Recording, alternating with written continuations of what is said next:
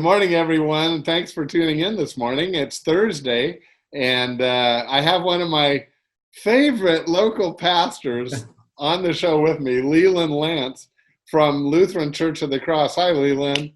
Hello, how are you, Pastor Rick? It's so great. We've done so much ministry with you. I feel like, well, you are my partner, and I'm your partner.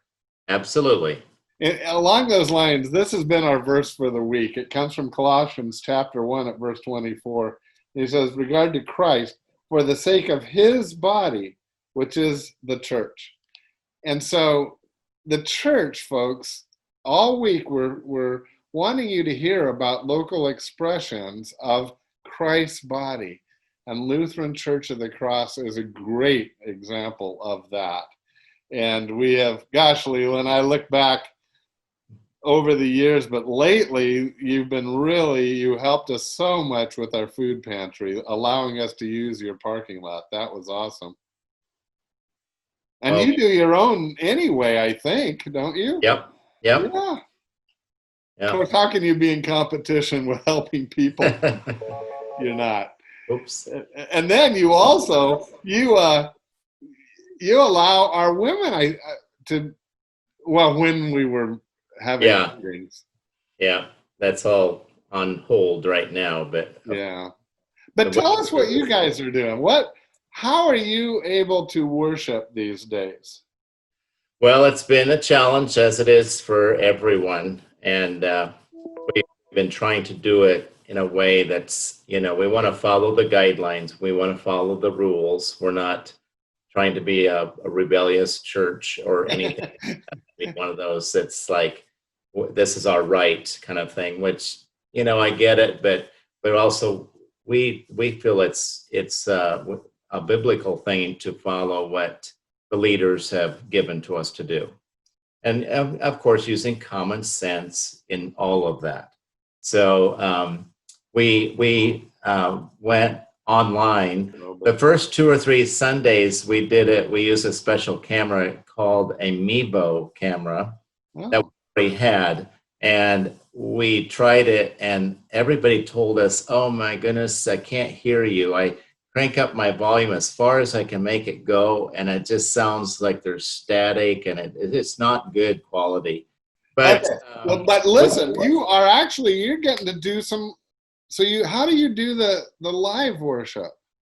Well, so it took us the whole time from when the COVID started in middle of March, whenever that was, up until when the Sunday they said that we could go back to church in person with all these rules. And we kind of knew the rules kind of coming up to that, but they didn't give the rules out till, I think it was Monday. It was on Memorial Day. We actually got the rules.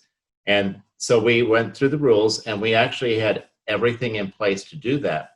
But back that little Mevo camera, that's the only way we could do is have that thing like 5 feet in front of me. And so we, by that time, it took us all those weeks, whatever it was, 10 or 12 weeks, I think, that we were working every week to improve so we could do the live streaming and not have all this equipment right in front of the church. So that Sunday that we were able to come back, it was the last Sunday in May, and it was Pentecost Sunday. And so we were able to get it to work.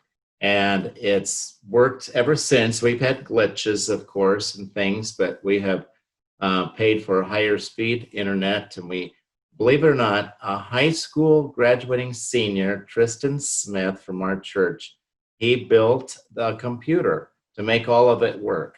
And he learned it in high school. And it was pretty amazing that he did that. And then we had...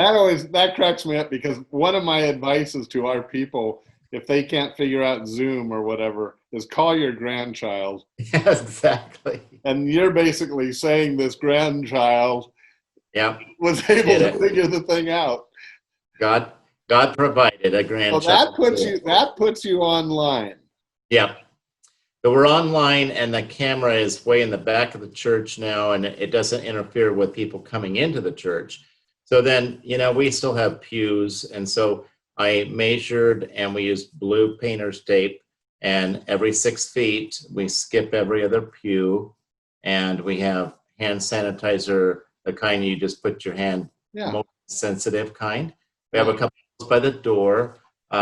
We all wear masks, and then we say masks are required inside. Yeah.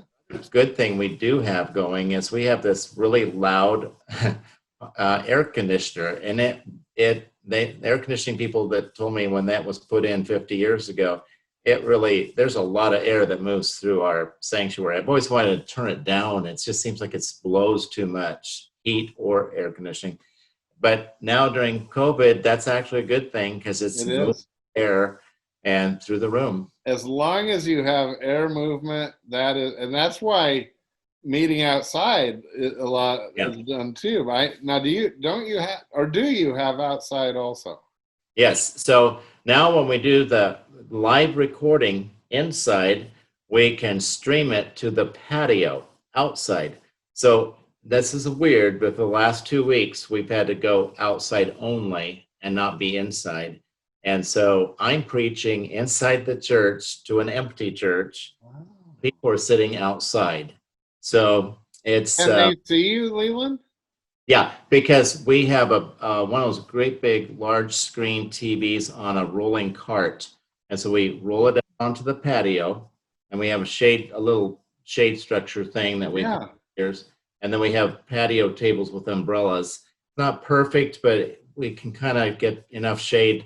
You have to keep moving the umbrellas around and the chairs around. And what's the time? Or times? I don't know. Times, yeah. We have a 5 o'clock service on Saturday, and then we have a 7:45 and a 9 and 11 on Sunday morning. So 5 on Saturday. Yep. Are you preaching at each one? Yeah, I preach at each one because we live stream them. It's the only way I can get it to the Okay. So 5 o'clock Saturday, 7:45, 9, and was it 11? 11. Yep. Well, that's awesome. So friends, that's 4 choices. Yeah. And I hope one of those fits, because this is a church that honors the Lord, and we need worship.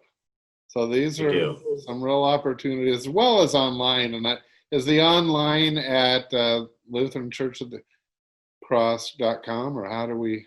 Oh yeah, it's LutheranChurchOfTheCross.org. But don't type it all out. Just use the first letters. So it's LCOTC.org. Of course, I have to ask. So you preach it the first time on Saturday. Yes. Now, is it a lot better sermon by the time you get to 11? Hopefully it is, and hasn't gotten worse. No, I think it gets better.